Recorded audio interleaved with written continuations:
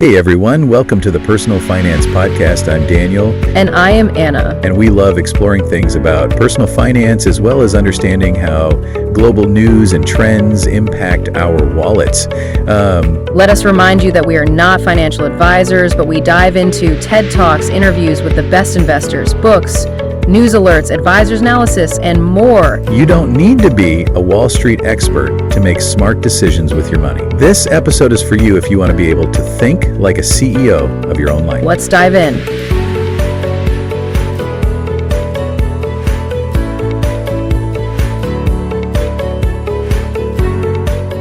Hey everyone! Ready to get into some really interesting stuff about investment risks. We're going to take a deep dive into this material you sent over. Yeah. This stuff's great. I was really surprised by some of this. Did you know that just because your neighbor's making a ton of money doesn't mean you should be following their advice? Oh, totally. That's one of the biggest mistakes people make. It's all about understanding your personal risk and finding investments that fit your goals. Right. So let's break down this whole risk thing. I get that it means you could lose money, but is anything actually risk-free? Well, technically, no. I mean, even something like a government bond, which is supposed to be super safe. Exactly. Even those have a tiny bit of risk. But think of it like a ladder, a risk ladder. Okay, a risk ladder. I like that. So government bonds are on the bottom rung, pretty low risk. What's a step or two up from there? So the material we have here mentions these things called CDs, or certificates of deposit. They offer a fixed return, but only for a certain amount of time. So a little bit riskier than those government bonds, but still on the safer side. And then, higher up, you start getting into things like stocks and real estate. Gotcha. And then I guess at the very top, the riskiest would be something like cryptocurrency. Yeah, exactly. Now, here's the catch. The more risk you take on, the more money you could potentially make. Oh, I see. Remember that company we were looking at? The one making that AI lawnmower? Oh, yeah. That one was really cool, but also seemed, I don't know, maybe a bit risky since they haven't actually sold anything yet. Exactly. Investing in a company that's totally new like that could make you a lot of money. If it works. Right. But there's also a huge chance you could lose it all if they fail. On the other hand, you got something like gold, which is way less risky because it's been around forever, but it's not going to have those crazy high returns. So it's all about how much you're willing to risk to maybe get a bigger reward. Exactly. That's why it's so important to figure out your own risk tolerance. It's personal. That makes sense. So is that it for risk? It's just about where you are on that ladder, right? Well, not quite. It's not just about the overall risk. There are also different types of risks that go along with certain investments. Like business risk, right? Yep. If you're buying stock in a company, you really have to understand how their business works, who their competitors are, and everything that could affect how profitable they are. Right. You also have interest rate risk, which is mostly a problem for people investing in bonds. If the interest rates go up, the value of your bonds could go down. And what about political risk? That one always worries me a bit. Yeah, political risk can be a really big deal, especially when you're investing in companies or things located in places where the political situation isn't very stable. Think about changes in government policies or laws or even, social unrest. All that can really impact your investments. For sure. And of course, we can't forget about maybe the scariest one, market risk. That's like when the whole stock market crashes suddenly, right?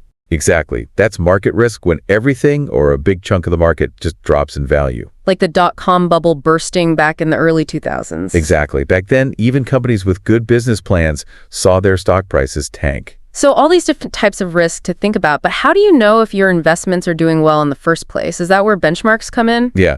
Benchmarks are the tools you use to measure how well your investments are performing. Like measuring sticks. Exactly. You compare how your investments are doing to a specific market or sector. Probably the most well-known one is the S&P 500, which tracks 500 of the biggest companies in the U.S. Right. But one of the things you sent me actually warned about using the wrong benchmarks, like your neighbor bragging about how well their stocks are doing. There was a great line. It said, "This isn't a benchmark, it's imagined." Haha, right. You can't just go off of what people are saying. They might have just gotten lucky, or it might be downplaying their losses. I've definitely been at those barbecues where everyone's bragging about their investments, and it makes you wonder, am I doing something wrong? Well, comparing yourself to others is never a good idea, especially with investments. It's a recipe for bad choices. So if my neighbor's stock tips aren't a good benchmark, how do I find something that works for me? What you need is a blended benchmark. It's personalized to your own mix of investments and goals. Okay, so if half of my money is in stocks, then my benchmark would be more focused on how the stock market's doing. Exactly. A financial advisor can help you put together a personalized benchmark. That way you can see how you're progressing towards your own goals. So is this the type of thing you really need a financial advisor for? Well, that's a great question. It really depends on you and your comfort level with investing, but that's a conversation for after a quick break. Sounds good. We'll be right back. Okay, so we were talking about personalized benchmarks and if you really need a financial advisor or not. Yeah, and it really comes down to how much you know about investing and, your own specific situation. There are definitely some tools out there online and that kind of thing, but a good advisor can be really helpful. Especially if things are, complicated. It's like having a personal trainer for your money, right? Exactly. They help you create a plan and then they help you stick to it. Right. And speaking of sticking to it, one of the things you sent me talked about how our own psychology can really mess things up when it comes to investing. Oh, yeah. That's a huge factor. Sometimes our brains just don't make the most rational choices, especially when it comes to money. Like, have you ever heard of loss aversion? Loss aversion. It's basically why losing money feels way worse than gaining money feels good. Oh, yeah. I totally get that. I remember one time I sold a stock way too early because it was dipping, and I just wanted to stop losing money. Even though, logically, I knew it was a bad move. That's loss aversion in action. And it can really make people do things that hurt their long-term goals. So how do you avoid that trap? Just be more disciplined. Discipline's definitely important, but you also got to understand how your brain works with money and have a strategy to deal with those emotions. One thing that helps is focusing on the big picture. Remember why you're investing. Like retirement or a down payment on a house, things like that. Right. Keep those goals in mind, and it's easier to handle those ups and downs the market always has. Yeah, it's easy to freak out when things are down, but if you're in it for the long haul. Exactly. Another thing that helps is to just learn as much as you can about investing. The more you understand, the less likely you are to panic and make a bad decision. So knowledge is power. It's about making smart choices, not emotional ones. Totally. Now, another mental trap people fall into is confirmation bias. Confirmation bias. It's our tendency to look for information that supports what we already believe, even if it's wrong. Oh, I do that all the time. I read the news that supports my political views, even if it's not, totally objective. We all do it to some degree. But when you're investing, confirmation bias can make you lose a lot of money. Let's say you're convinced a certain stock is going to go up. You might start ignoring anything negative about that company and just focus on the good stuff. So you're basically building yourself an echo chamber of bad financial advice. Exactly. To avoid confirmation bias, you've got to look at things from different angles, talk to people with different opinions, and be open to changing your mind. Like getting a second opinion before a big surgery. Exactly. And don't be afraid to ask questions. If you don't understand something about an investment or how something works, ask a professional. There's no shame in not knowing everything. It means you're taking things seriously. Right. Okay, one more psychological trap we need to talk about, herd mentality. Oh, I think I know this one. It's when everyone's buying a certain stock, so you feel like you have to buy it too, even if it doesn't make sense for you. You got it. Herd mentality is basically following the crowd. We like doing what everyone else is doing, Makes sense. But in investing, that could be a big mistake. Remember the dot-com bubble? Everyone was buying internet stocks and then the bubble burst and, well, a lot of people lost a lot of money. Yeah, that wasn't a good time. So how do you resist doing what everyone else is doing, especially when it seems like everyone else is making money except for you? That's a tough one. But always remember, investing is a long game. Don't worry about the short term and don't compare yourself to other people. Just stay focused on your own goals. That's good advice. And that brings us back to having a solid plan. When you've got a plan that's based on your own needs and your own goals, you're less likely to get caught up in what everyone else is doing. You're running your own race, I like that, running your own race. So we've talked about all these psychological factors like loss aversion, confirmation bias, herd mentality. It's a lot. It is a lot to think about. Even experienced investors fall prey to these biases. But if you're aware of them, you can learn to control your emotions and make better choices. So let's talk about the part everyone loves. Actually building an investment portfolio. Yeah. Let's get into the how-to. How do I create a portfolio that actually works for me? Well, there are a few key things to remember, and the most important one is diversification. You've heard your saying, don't put all your eggs in one basket. Oh, yeah. Classic advice. It's especially true with investing. Diversification means spreading out your risk, so if one investment goes bad, your whole portfolio doesn't go down with it. So like investing in different types of things. Exactly. You want a mix of stocks, bonds, real estate, maybe even some commodities. And even within each of those categories, you can diversify even more. Like you could invest in different sectors of the stock market or different types of bonds. Gotcha. So the more diverse, the better. Pretty much. It helps you weather those market storms and reach your goals in the long run. I have to admit, this is a lot to take in. There are just so many options out there. Where do you even begin? It can definitely be overwhelming, especially if you're just starting out. That's when a financial advisor can really come in handy. They can help you figure out all the options and create a plan that fits your needs. It's like having an expert guide to walk you through it all. Exactly. A good advisor can help you make those tough decisions and keep you on track. So what do you say? Ready to start building your own portfolio? Well, after all this, I feel a lot more prepared. But, maybe after a quick break.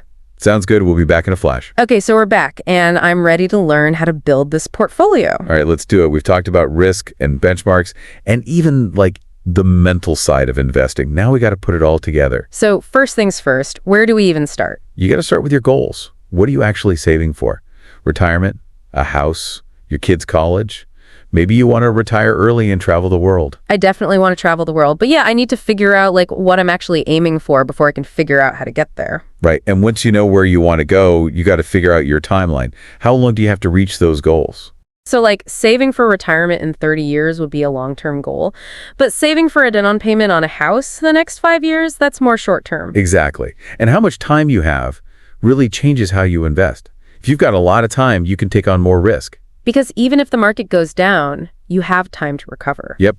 Long-term investors can ride out those ups and downs and let their money grow. That's the power of compounding. Oh, right. Compounding. That's when your returns make even more returns. That's it. But if you're investing for a shorter-term goal, you might not have that luxury of time. You'll want to go with something less risky. Okay, so goals and timeline. Got it. What's next? Next, you figure out your risk tolerance. Basically, how much are you willing to lose? Are you a conservative investor who likes things to be predictable? Or are you okay with more ups and downs if it means you could make more money?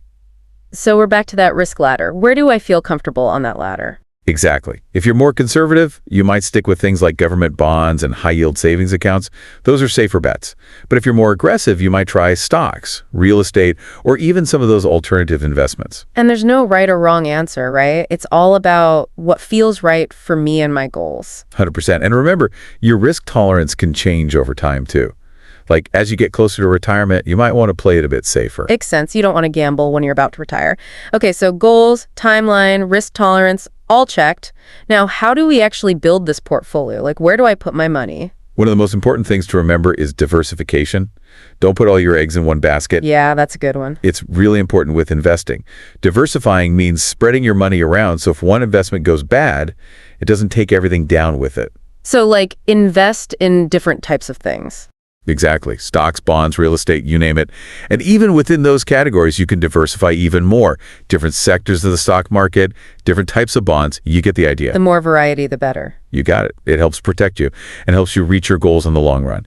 But I get it. This can all seem pretty overwhelming. There are so many choices. Stocks, bonds, mutual funds, ETFs, real estate. Where do you even begin? Right. It's a lot.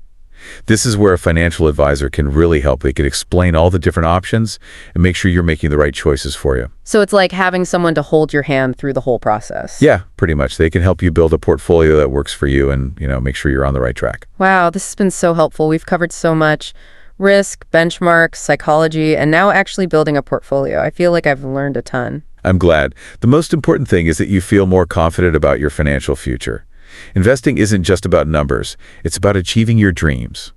I like that. And it sounds a lot less scary now that I understand it better. That's the goal. Just remember, take it one step at a time, stay informed, and keep learning. There's always more to learn. Awesome. Thanks so much for this deep dive. I feel a lot more prepared to take on the investing world now. And thank you all for listening. We'll see you next time on the deep dive.